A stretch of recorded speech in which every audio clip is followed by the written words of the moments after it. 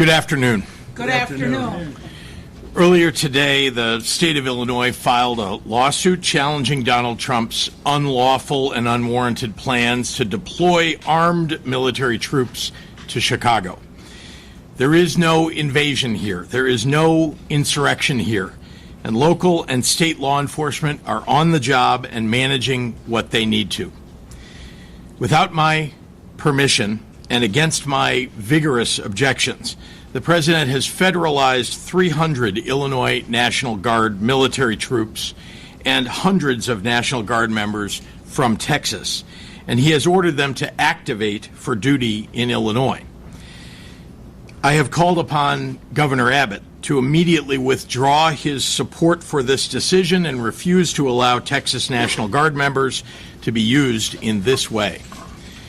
Let me be clear. Donald Trump is using our service members as political props and as pawns in his illegal effort to militarize our nation's cities. I want to thank Attorney General Kwame Raoul and his staff, along with my General Counsel Ann Spillane and our excellent Governor's Office legal team, for working tirelessly for weeks now to prepare federal lawsuits in anticipation of this unconstitutional invasion of Illinois by the federal government. For weeks now, Donald Trump, Kristi Noem, and Gregory Bovino have brought their militarized CBP and ICE agents to the streets of Chicago to cause violence and chaos in this city. They need to stop inciting our city's residents. Since the beginning of this invasion, families have been snatched up off the streets or removed from their homes, zip-tied and detained for hours, including especially U.S. citizens and legal residents of our state. And in the words of CBP Chief Patrol Agent Greg Bovino, they're being chosen by how they look. Peaceful protesters have been hit with tear gas and shot with rubber bullets. Journalists simply reporting the facts on the ground have been targeted and arrested. U.S. citizens, including children, have been traumatized and detained. This escalation of violence is targeted and intentional and premeditated. The Trump administration is following a playbook: cause chaos, create fear and confusion, make it seem like peaceful protesters are a mob by firing gas pellets and tear gas canisters at them. Why? To create the pretext for invoking the Insurrection Act so that he can send military troops to our city. He wants to justify and normalize the presence of armed soldiers under his direct command. I want to take you through the steps that he's taken to follow the playbook and show how it is playing out real time here in Illinois. When I first heard reports of Trump's plan to send armed military troops into our streets, more than 100 elected officials, business leaders, clergy, law enforcement, educators, and community organizations gathered on August 25th to send an unequivocal message to Donald Trump. We don't want troops on the streets of Chicago. There was never an insurrection or an invasion on the ground that justified the deployment of the military to our American city. We stood out there on a beautiful day at River Point Park to make that point. Donald Trump's deranged depiction of Chicago as a hellhole, a war zone, and the worst and most dangerous city in the world was just complete BS. He clearly has decided to declare war on a great American city that has the lowest homicide rate in 60 years, in a state that has record employment and near record tourism. And he's done it for some unspoken reason. I spent the days and weeks following that out and about in our communities, in Bronzeville, in Austin, in Little Village, Berwyn, South Shore, and others, walking and talking and listening to real Chicagoans and local business owners, something Donald Trump, Greg Bovino, Tom Homan, and Kristi Noem have never bothered to do. No insurrections, no invasions. The folks in the neighborhoods do not want armed troops marching in their streets. When it comes to public safety, they want civilian law enforcement when they need them, and jobs, and after-school programs for kids in the neighborhoods. They do not want Donald Trump to occupy their communities.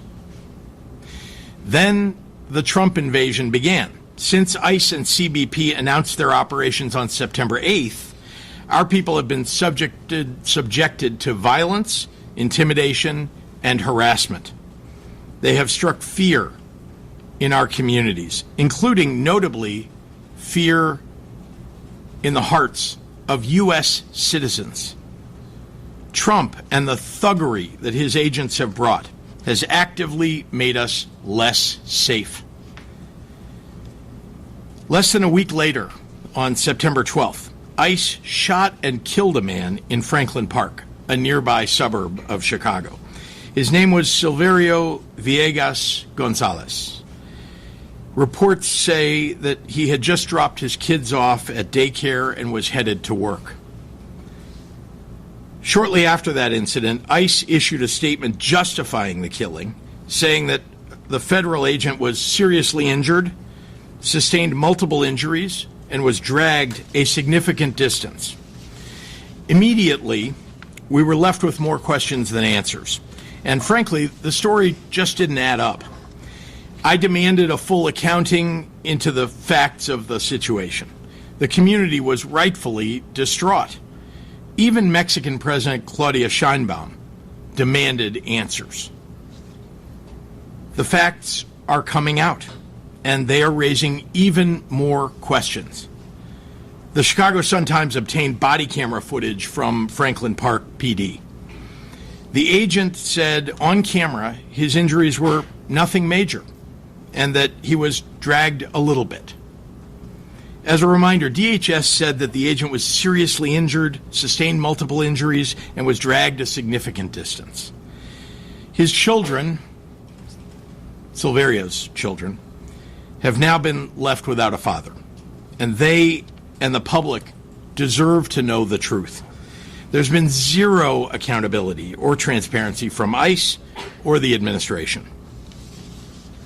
Last week, federal agents dressed in camouflage gear conducted a military-style raid on an apartment building in South Shore, a neighborhood of Chicago.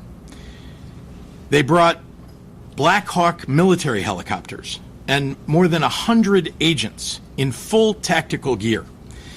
Even though it was supposedly a very dangerous and important mission, they brought dozens of cameras and set them up so that they could film their attack on the building in HD for social media. See for yourself.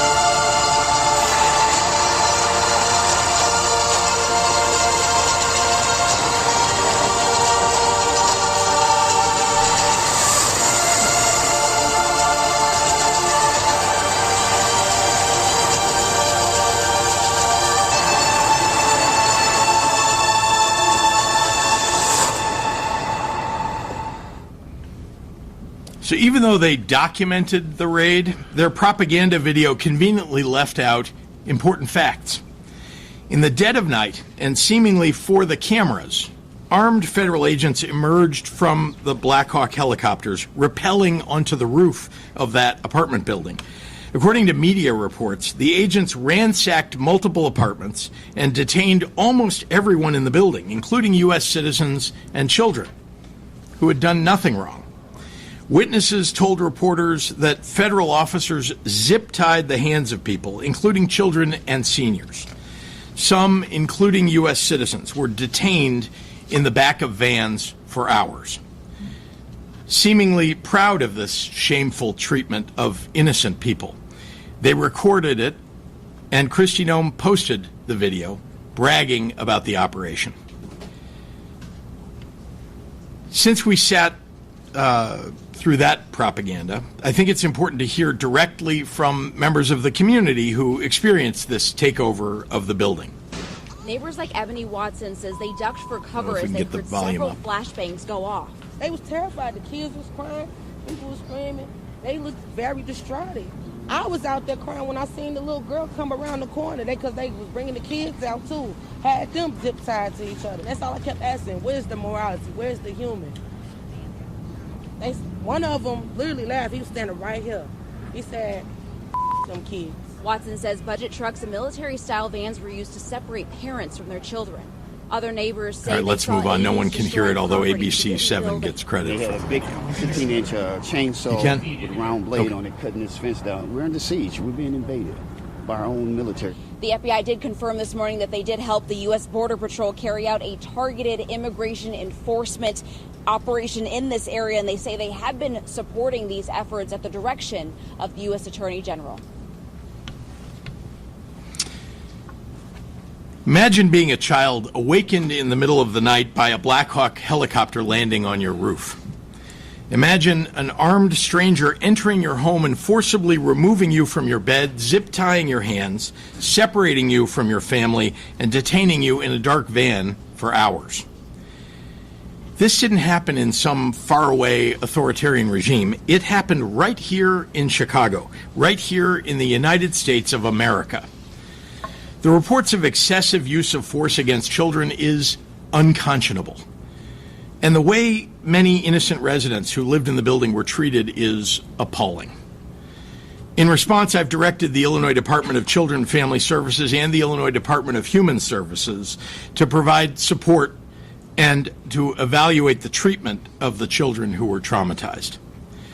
If they find suspected abuse or neglect by federal agents, the state will be taking every possible action to hold those individuals accountable. Now, I'd like to turn to some examples of the more egregious actions that we've seen from ICE, CBP, and the other federal agents. Over the past several weeks, it has been made abundantly clear that Trump's invasion force is not going after the worst of the worst, like he said. They're harassing and detaining many people based only on the color of their skin. Tamale vendors, delivery people, people looking for work at Home Depot, and even families just out and about enjoying themselves on a sunny day. Dasha Ramirez, an 8-year-old girl, and her family were detained by federal agents while enjoying a day in Millennium Park.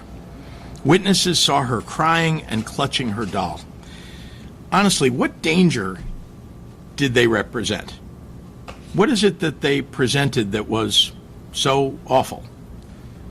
And how did detaining them make anyone safer?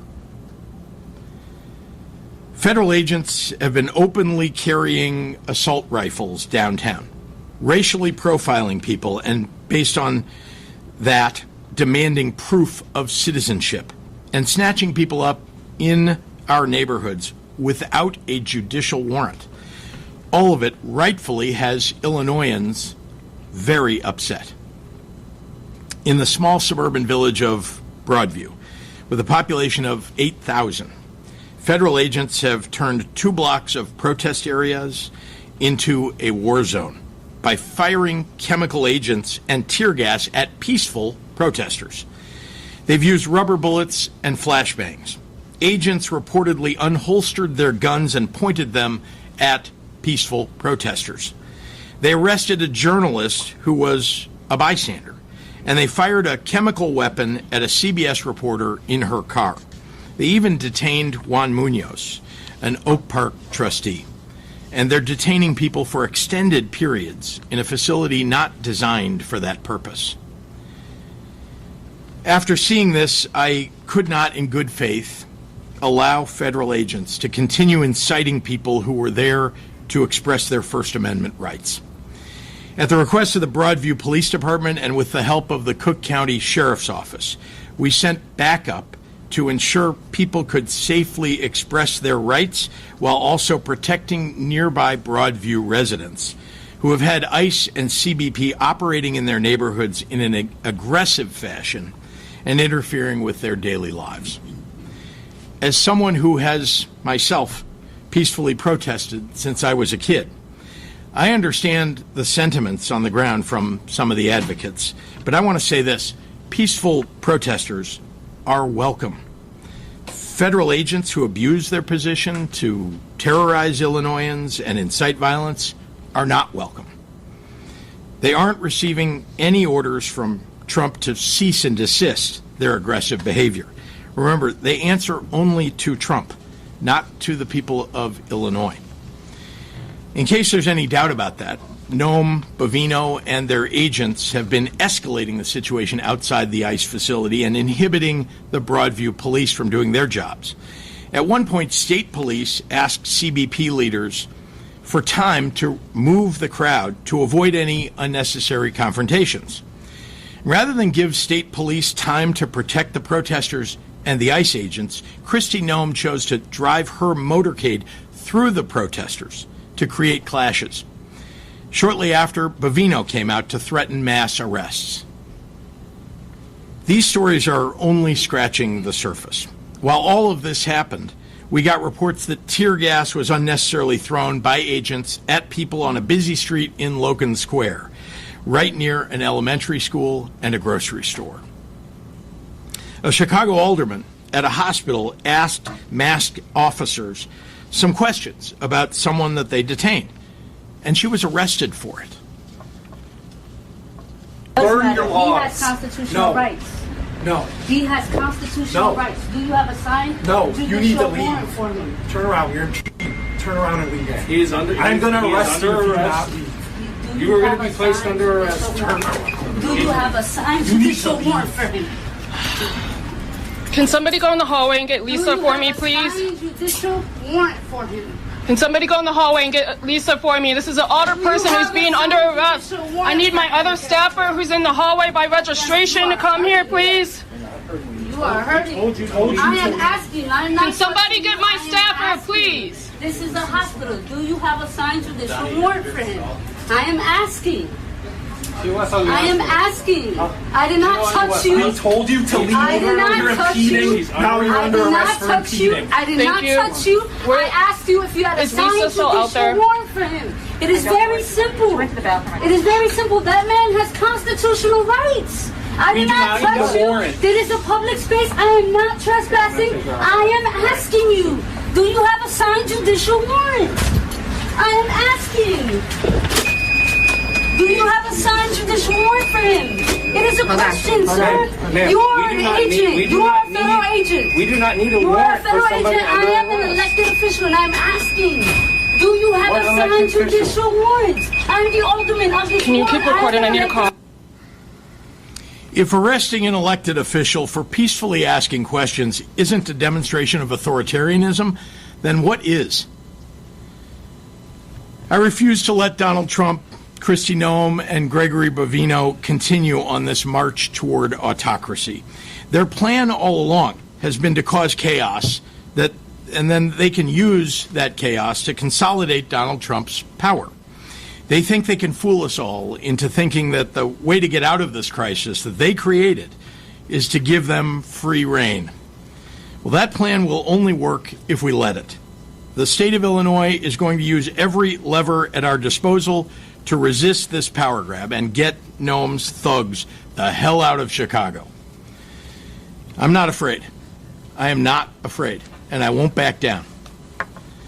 Now, before I turn the podium over, the court here has given U.S. Department of Justice 2 days to respond in writing to the state's TRO motion. They have to respond by midnight Wednesday night, and the next hearing will be on Thursday.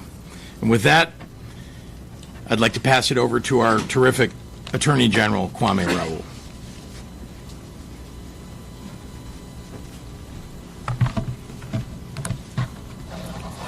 Thank you, Governor. Good afternoon. Good afternoon. As we all know, the President has for some time been threatening to deploy the National Guard into Chicago and into the state of Illinois. And that's significant. And he's been threatening to militarize our streets, and in many ways has done so. This morning, I filed a lawsuit challenging the unlawful deployment of the National Guard troops to Illinois, including the Illinois National Guard, the call for the Texas National Guard. And my lawyers have just, as the governor updated you, were just in court arguing these actions. We're seeking a temporary restraining order, and we'll hear from the government from the federal government within a couple of days. The American people, regardless of where they reside, should not live under the threat of occupation by the United States military, particularly for the reason that their city or state leadership has fallen out of the president's political favor. I said we would be prepared to respond to any unlawful deployment, and that moment has come, and we have responded. In the more than 40 lawsuits we have filed challenging the Trump administration's unlawful actions, we've explained that the executive branch has to follow the law. A president cannot go beyond the authority granted by Congress with regards to deploying the National Guard. The militia clauses of the United States Constitution give Congress sole authority to decide what factual circumstances allow the president to federalize the National Guard. The Posse Comitatus Act prohibits members of the military from engaging in civilian law enforcement. Just last month, a judge in California recognized that fact. Our local law enforcement have shown time and time again that they are effective at maintaining peace throughout Illinois. And the 10th Amendment preserves the state's sovereignty and right to do so. And there is no need or justification for a militarized response to anything going on in Chicago. It is unfair to National Guardsmen. It is unfair to local law enforcement. And it is certainly unfair to the law-abiding citizens of Illinois who do not want to be subject to military occupation. The only situations that are out of control are certain ICE and Customs Border Patrol officers who are engaged in shocking overreach in an attempt to create a crisis. In fact, President Trump's own statements over time demonstrate that this is not at all about an emergency. He said specifically that he wants to use American cities as military training grounds. He has threatened using a meme, Chicago about to find out why it's called the Department of War. He has disparaged and threatened to deploy in Chicago for weeks. This is not about an emergency. This is a political targeting, utilizing our military. This is not about the federal government being unable to do their job through normal channels. This is about a president's unconstitutional desire to take the unprecedented action of militarizing American cities.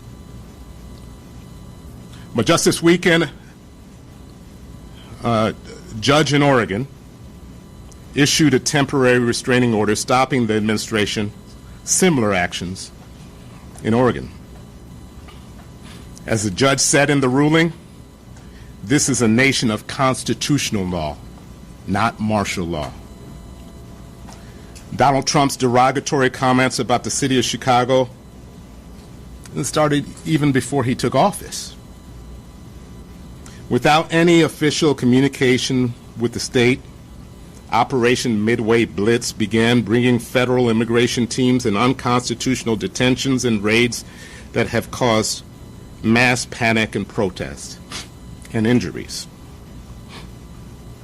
And the shooting of a Franklin Park resident and father during an attempted warrantless vehicle stop by federal agents.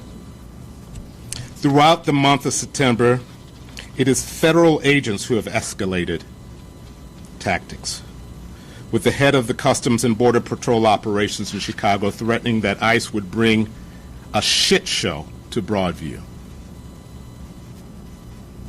which is what they have created. It was not until September 26 that a memo from DHS was sent to the Department of Defense requesting 100 troops to be sent to protect ICE facilities in Illinois, presumably in reference to Broadview.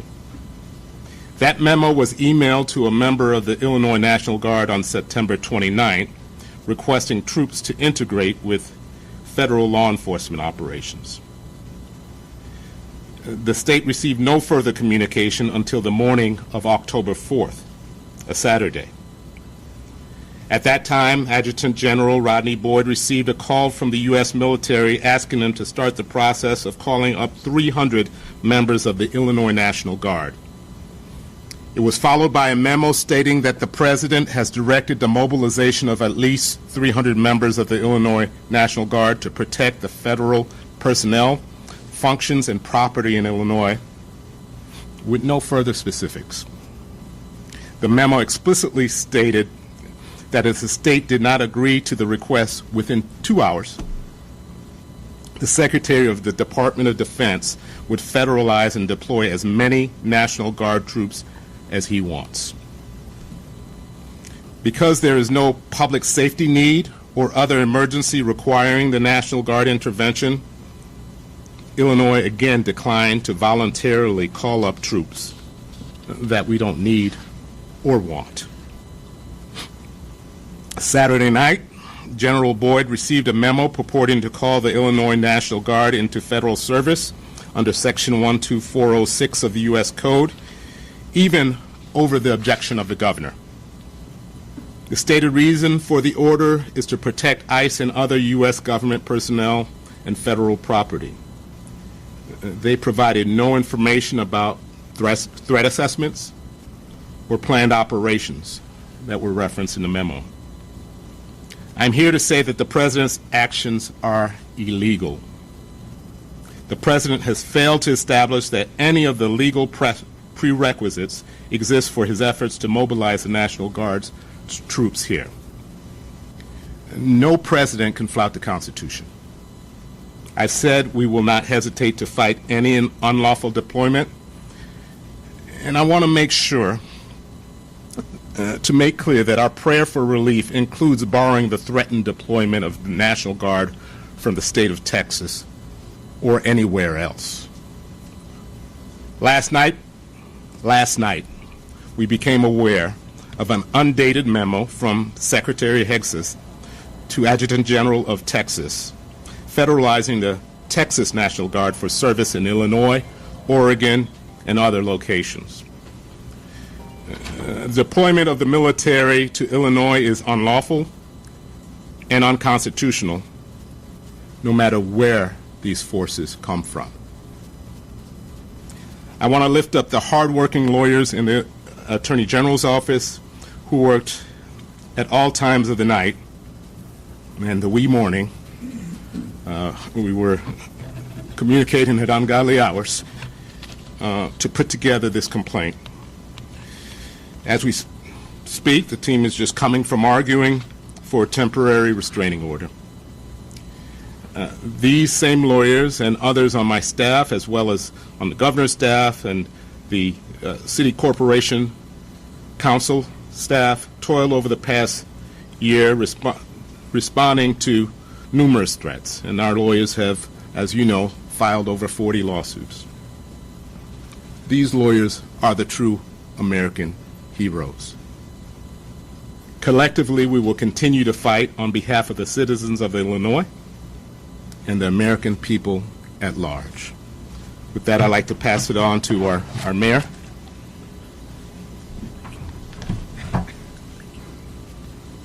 Thank you, Mr. Attorney General. Thank you to the governor. Good afternoon, everyone. Good afternoon. I'm grateful for all of the elected leaders that are here, our congressional delegation, as well as our Cook County Board President, which you'll hear from shortly. Today, I stand with all of our elected officials and community leaders in denouncing President Trump's declared war on Chicago and Illinois.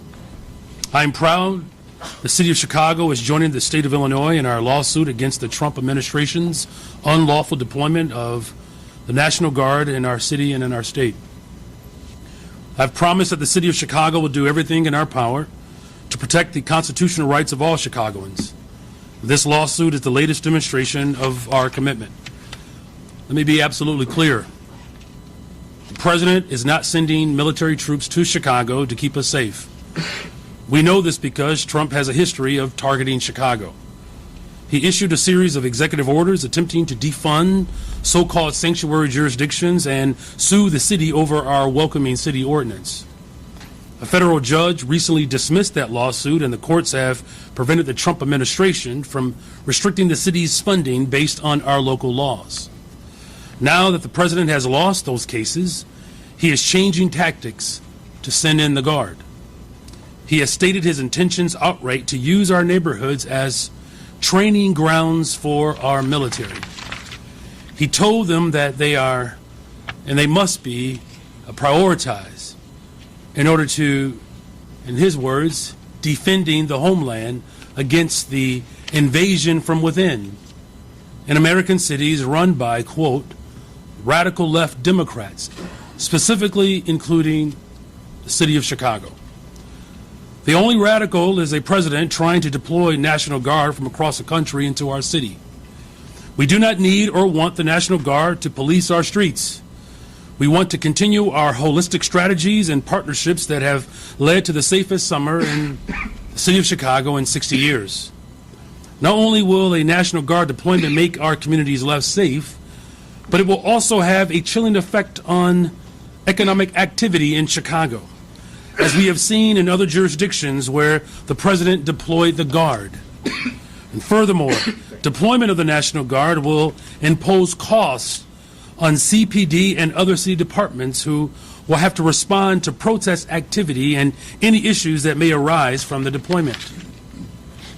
This is wrong, full stop. With today's litigation, we send a message to the president. Chicago will not be used as a political prop. Chicago will not be intimidated, and we will not be silent. And to our residents, know that we are fighting for you and using every legal avenue to protect your rights, dignity, and your humanity. And lastly, I want to be clear.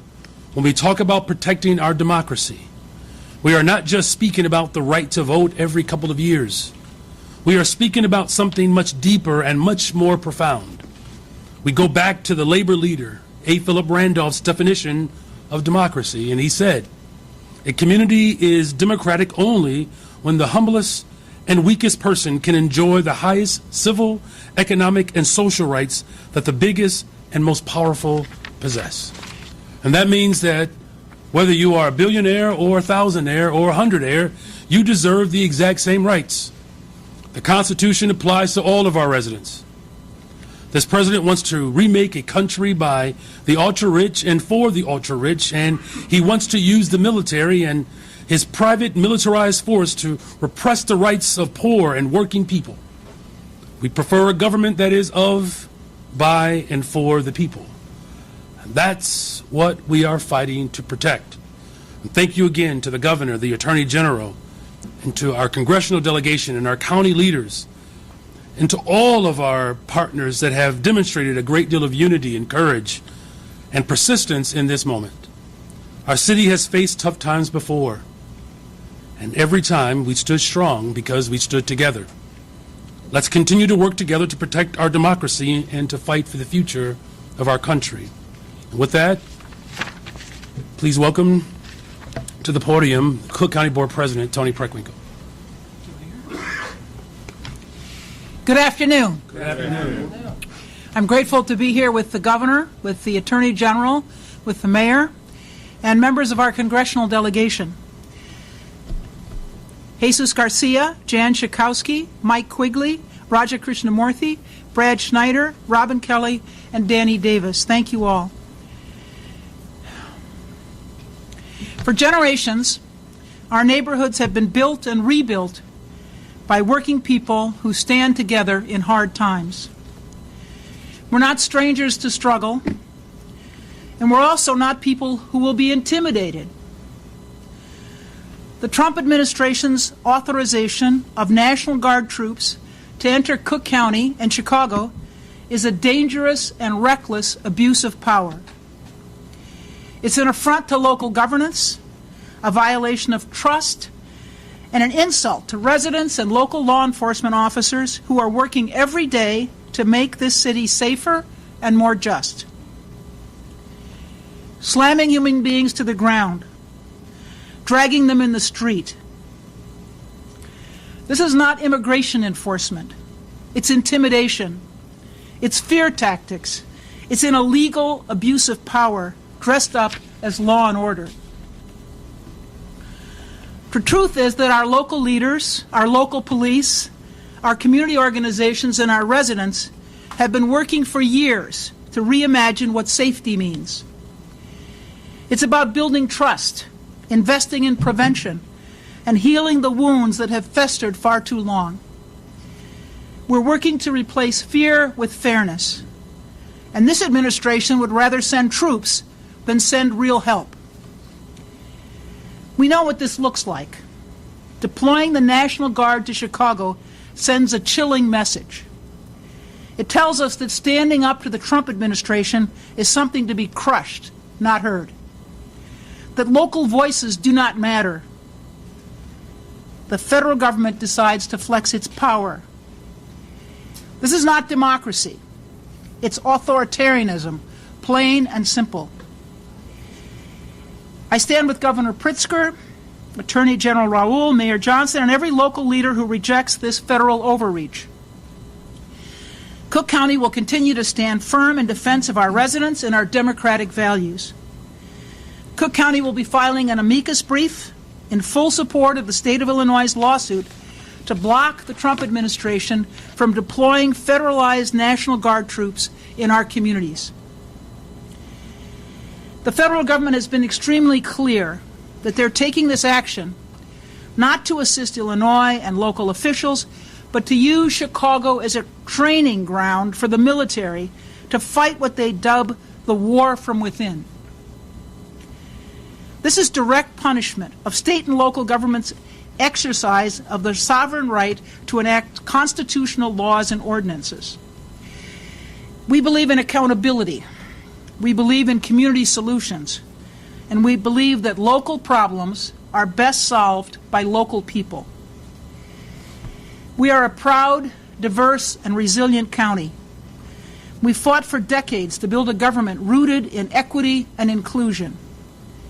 And we will not allow our efforts to be undermined by a federal government that chooses confrontation over collaboration. And now I'd like to bring to the podium Congressperson Jesus Garcia.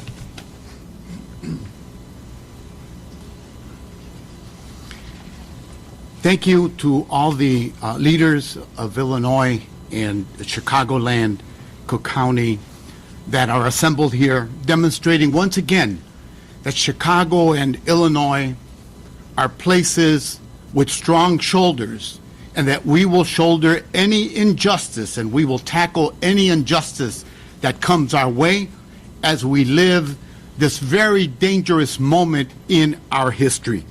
The President of the United States has turned the power of government against its own people.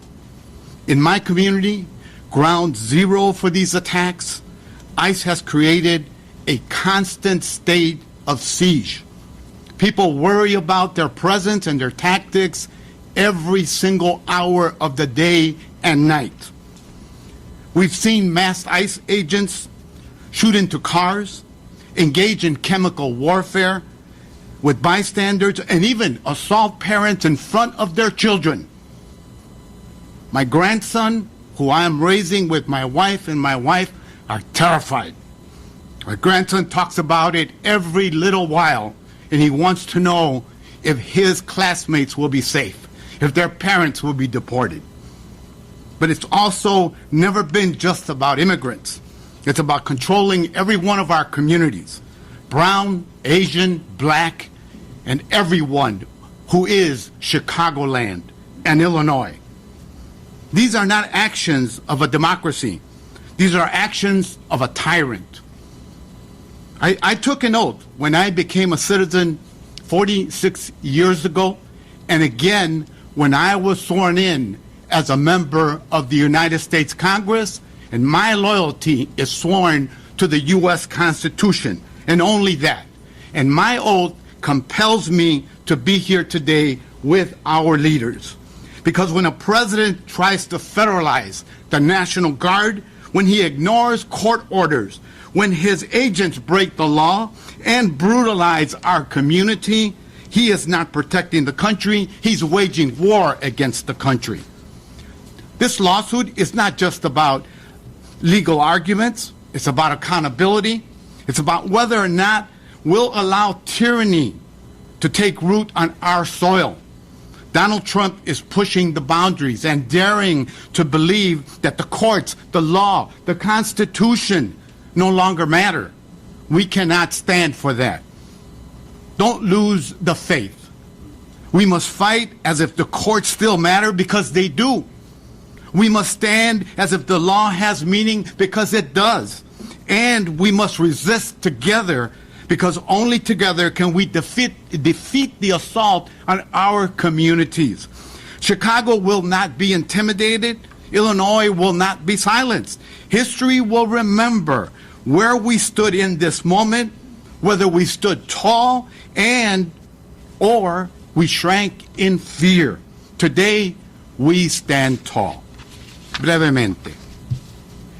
Estamos viviendo en uno de los capítulos más peligrosos en la historia de nuestro país.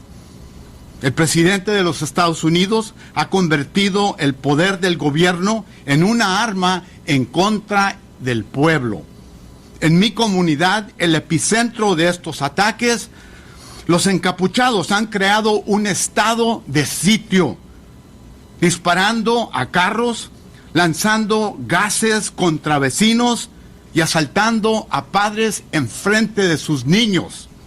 Esto no se trata de controlar a nuestras comunidades, no son acciones de una democracia. Cuando yo tomé el juramento de ciudadano hace 46 años y después como miembro del Congreso, mi lealtad fue a la Constitución de esta nación. Y por eso estamos aquí unidos todos nosotros. Trump quiere nacionalizar a la Guardia Nacional e ignorar órdenes judiciales y permite que sus agentes violen la ley. Eso no es proteger al país, es hacerle la guerra. Chicago no se dejará intimidar. Illinois no será silenciado. Hoy nos paramos firmes, declaramos que el intento de ser dictador no ganará, que la democracia no morirá bajo nuestra mirada y que el poder del pueblo superará el poder de cualquier presidente. Muchas gracias. Thank you. Happy to take questions from members of the media. Tina. Governor, can you respond to the Guardia Mayor's executive order today that shuts protest outlets? He calls it the conditions unsafe and just worried or concerned with the administration that use that as an argument to send in the guard, and doesn't undercut Illinois lawsuit as well. Obviously, this was issued by a mayor who's got the ability to issue executive orders. And she is deeply concerned about the people who live in Broadview and how they've been ill affected by the challenges of in her community as a result of the way ICE is behaving. So I know that it was aimed at that. I can't speak to whether it would affect the lawsuit or I know this is about, though, keeping the people of Broadview from being targeted or being unsafe in their communities. I mean, these are folks who are just trying to get to the grocery store, take their kids to school. They live in a community that never had this kind of unrest until Donald Trump decided to do this. Yes. This gentleman here, or sorry, Olivia, and I'll get the gentleman next to you. I'm curious, so the judge said no temporary restraining orders for now for at least a couple days, it seems. We know that the National Guard is seemingly on their way right now. What is the plan for like the next 48 hours while we're waiting for that, and why not file this lawsuit over the weekend? I'll let the Attorney General talk about the timing. As I said, and I apologize, Olivia, I did get your message. My lawyers have been toiling for weeks on this issue, as well as other issues.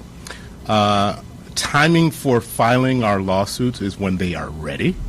As you may note, if you've read the complaint, it's a 70-page complaint with a over 50-page supporting memorandum with over 300 pages of supporting materials that have been put into place over time, and they're facts that evolve over time, including, as I mentioned earlier, us becoming aware of the notion of deploying the Texas National Guard last night. We didn't know that Saturday. We didn't know that Sunday morning. And so facts evolve, and so we file a lawsuit not in a rush to just say that we're responding, but we work hard to make sure it's right. It's right by the law, it's right by the facts, and we file it when it's ready. I've known of talks about the Illinois National Guard for weeks, but it was not ripe for filing. Your interpretation from perhaps a journalistic point of view is different from that from a legal point of view. I don't want to file a lawsuit that's summarily dismissed because it's not ripe for filing.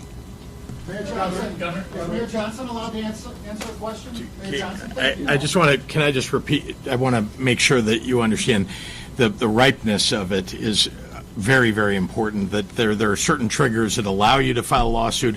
I can't, in anticipation of one of you taking some action without any evidence of you doing it, actually file a lawsuit against you, nor could the state of Illinois file a lawsuit against the President of the United States or the federal government or ICE without the actual calling up of those troops. So it's when did I receive notice? And remember that Oregon had to go back into court to extend that TRO to the Texas and California National Guard that were being called up. In Illinois, we wanted to make sure we had that covered on the first time out. Yes, sorry. Yeah. So you obviously ISP has been out there. Do you expect that ISP's presence will continue? Do you expect, if the National Guard does go to Broadview, does begin assisting ICE, that local law enforcement will pull back farther? What do you see the role of local law enforcement if the National Guard? The role of local law enforcement to protect the people who are protesting and their First Amendment rights, the people of Broadview, that we've been called up by the Broadview police. So that's their role, is to back up local police and make sure that the people in that area are kept safe. That doesn't change because there are federalized Illinois National Guard. They're under the orders of the President of the United States, and the Illinois State Police is under the control of the state government and of me. Jacob. Excuse me for 1 second, sir. I've heard you describe today the presence of the federal law enforcement here as illegal and unconstitutional. You have said it's a pretext for the invocation of the Insurrection Act. You have said you will use all authorities at your disposal as the governor of the state to push back on this. And I just heard you talk about your control of the state police here. beyond legal challenges, what does that push back against the potential invocation of the Insurrection Act look like? Would you order the state police to arrest or detain federal officials or stand in the way of federal law? No, we follow the law in Illinois. We follow the law. Unlike Donald Trump, we follow the law. We have made sure that, again, under state law, that we've provided funding for programs so that people know their rights, so that they can protect themselves. That's first and foremost. We've made sure that we've pleaded with the public to take action by using their phones to videotape anything and everything that they see. We want to make sure that that's recorded. It's why we were able to even show some video here today. And again, beyond going to court, we have encouraged people to shop at small businesses, to help out your neighbors. We provided support for those children who've been traumatized and for their families by those attacks. But it is the courts, in the end, that are going to have to rule on whether or not Donald Trump has the ability to call up National Guard from another state or from our state. Not direct the state police in any way to stop an operation by the federal government. The job of our state police, the mission that they've been given, is to keep the people who are in Broadview and who are protesting safe from ICE, who have been firing gas pellets at people when they've been peacefully protesting. What does it mean to keep them safe? Does it mean to physically stop ICE agents from doing those types of activities? Again, we follow the law. There are federal agents following what their orders are. We have our state police following my orders and the orders of the director of the state police. Shia. I have a little bit of a broader question. Can you tell me whether the government shutdown and the debate about health care for undocumented immigrants is somehow helping escalate this war on immigration? Is it all connected or not? No. The only connection that you could ever find in that regard is that Donald Trump likes to go after Democrats, political opponents. You know, he's called the Democratic Party a leftist. His organization, his White House has called the Democratic Party a terrorist organization. He is attacking anybody that's opposed to him. So that's the only connection I can find. Otherwise, the reality is that he's just going after everybody that he views as standing in his way of imposing his authoritarian rule. Is your rhetoric causing... Taman. Governor, can I ask a question? Invasion rhetoric, your Civil War rhetoric, Your police superintendent said today that he doesn't have the power to arrest federal agents. So how can you enforce your executive order from this morning? The executive orders are about ensuring that we are protecting the people of Chicago and defending our democracy. I've given very direct instructions to ensure that all of our sister agencies and our city departments are doing just that, upholding the local ordinances and, again, protecting and defending the rights of every single resident. You know, as far as, being able to enforce the measures that we've put forward, one, we're going to use every single tool that's available to us, and as I've stated before, you just heard the governor express it as well, this battle is going to take place in the courts and in our communities. Here's what's most important here, is that the people in this city, in this state, and throughout the county, is that we're all united around protecting the fundamental right to be able to have a democracy. And that's going to simply mean that we're going to have to organize on the ground. This is not just simply about a battle between authority. This is about making sure that the 700 people who showed up on the north side of Chicago to organize, to build the resistance, that's a clear example of how the organizing on the ground plays an incredible role in defending people. It's going to take everything: litigation, executive orders, legislation, and I believe most importantly, the people of this city and county and the state and throughout the country pushing back against tyranny. Thank you there. Is calling for a civil war causing violence? Is your civil war language and calling? We've seen federal officers assault journalists and residents for just yelling at officers who are exercising their First Amendment right. How do you expect to maintain law and order and protect citizens who are actively exercising that First Amendment right to speak your job differently? Yeah, let me be clear. Every instance that you're talking about is something that was incited by a federal agent. Everything you're talking about. So just to remind everybody, this is the pretext.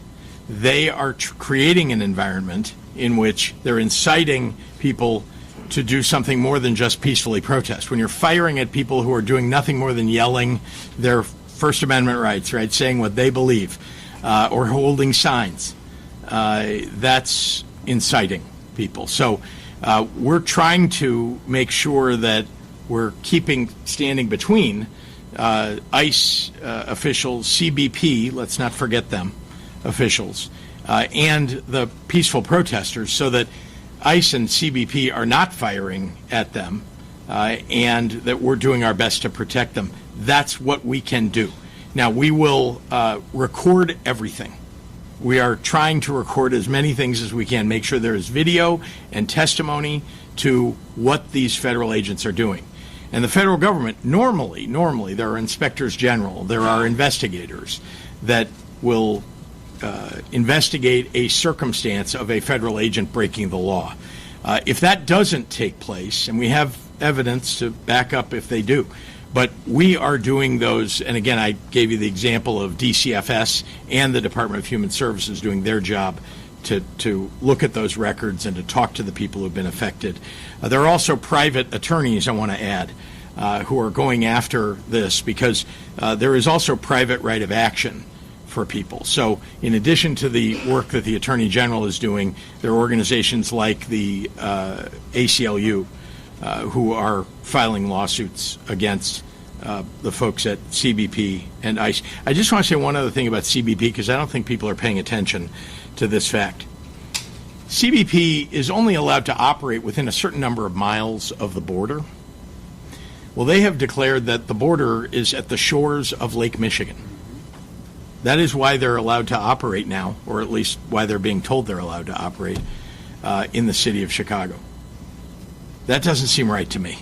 The border, as far as I know, first of all, if you go all the way across Lake Michigan, you'll find a border, but also, you know, more than 1,000 miles away from here is the border on the south of the state of the United States. Rose. Why it's okay to use the National Guard to protect the DNC guests, but not to protect the legal rights of citizens?